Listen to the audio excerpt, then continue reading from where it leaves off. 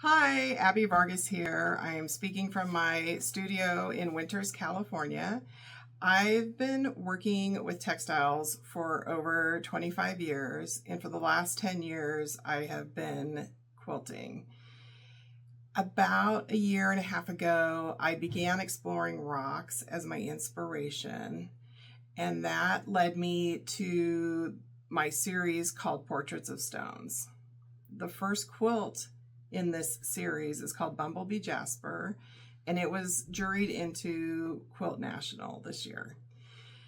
It is based on a beautiful cabochon that is in my collection. We will show it right here. What drew me in to use this stone were the vivid natural colors that were formed over thousands of years by minerals like sulfur, calcium, aragonite, and pyrite. This particular stone even contains traces of arsenic. My work blends shapes, patterns, and colors, and I typically use themes that have to do with nature, science, and history. I actually grew up surrounded by polished stones and agates that were collected by my mother and my grandmother. And later I began collecting these stones with my own kids. There's something timeless about our connections to stones. Humans have been gathering and cherishing these since the beginning of history. And I keep coming back to the question as to why.